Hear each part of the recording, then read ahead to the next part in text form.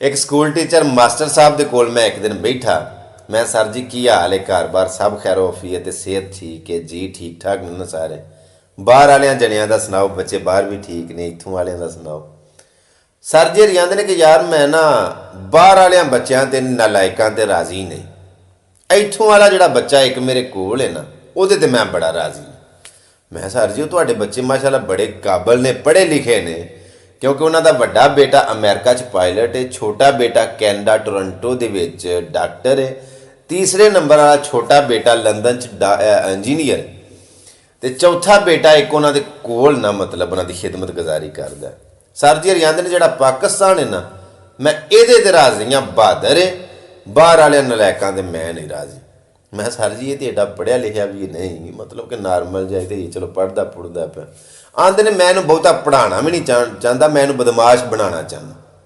मैं क्या एक पढ़िया लिखा टीचर, बड़ी अकल रखने वाला बंदा मास्टर हो क्यों आंदा मैं अपने बच्चे को बदमाश बनाना। मैं सर जी बदमाश क्यों बनाना? मैं हैरत ना सवाल किया, सच्ची मुची यह गल की हद तक नहीं, सच्ची मुची मैं हैरान हो के उन्होंने सवाल किया। आंदे ने यार मैं एक ना सादा जिहा आदमी है, सारी जिंदगी मैं सादगी के कढ़ छड़ी है, मैनू कोई मीटर रीडर या कोई लैंडमैन आके ऊंजी पुछ छड़ता सी ना क्या तेरा मीटर हौली क्यों पे चलता है, तो साजर आंदे ने मैं ऊंजी ना ठठंबर जाना, डोल जाना, परेशान हो जाना कि मैंने नहीं सर जी मैनू नहीं पता क्या है साडा मीटर हौली क्यों चलता। तो मैनू अंदरों यह खौफ होना कि साडा मीटर ना ला के लै जान या कि मीटर कट के ना लै जान, कोई वादा घाटा बिजली का कनैक्शन ना कट कर दे। मैं उन्होंने चाह भी पियानी, कोई रुपया 500,000 भी देना, ऐ भी बिला वजह उन्हें आके मैं वो मठा जागू उन्होंने आखना कि सर जी मैनू नहीं पता, पता नहीं क्यों हौली चलता है, तो उन्होंने नाल ही शेर हो जाना।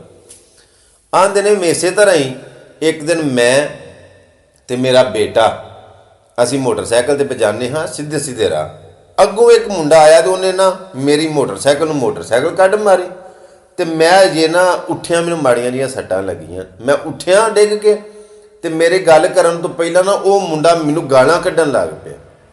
आंदे नूं जिहड़ा मेरे नाल बच्चा सी ना मेरा पाकिस्तान जिहड़ा मेरे कोल ही रहिंदा, उन्हें उठ के दो बना के लाइयां, हाँ वो जरा कन्न लाल कीते ना, तो फिर वो अगों मेरे कोलों माफिया मंगन भी गलती भी तेरी है तो उल्टा चढ़ाई भी तू साडे ते करना पिया।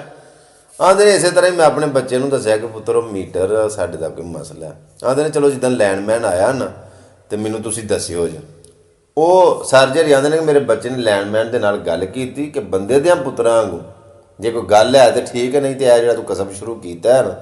आंदे ने उस तो बाद वो जो लैंडमैन आंदे ने सलाम अलैकुम वो लैके लंघते, मीटर साडा सही चलता पे, बिल्कुल दुरुस्त चलता पे, नहीं तो पहला को 15 दिन को महीने बाद साडा मीटर हौली चलन लग पैंदा है। इंज आंदे ने कि साडा ना वो घर का जिहड़ा दरवाज़ा है ना, सर जी आंदे ने कि साडे घर का दरवाज़ा वो दोवें भेतों च बाहर नूं खोलते सन, तो फिर असीं गराज दे विचों गड्डियां च बाहर कढने हाँ, तो फिर वो भेतों च मेल लैंदे हाँ। मतलब कि कई होंदे ना स्लाइडिंग वाले दरवाजे या अंदर नूं खुल्लण वाले, आंदे नहीं साडे ना वो भित्त दरवाजे दे ना पल्लियां च बाहर नूं खोलदे हन गली वाल।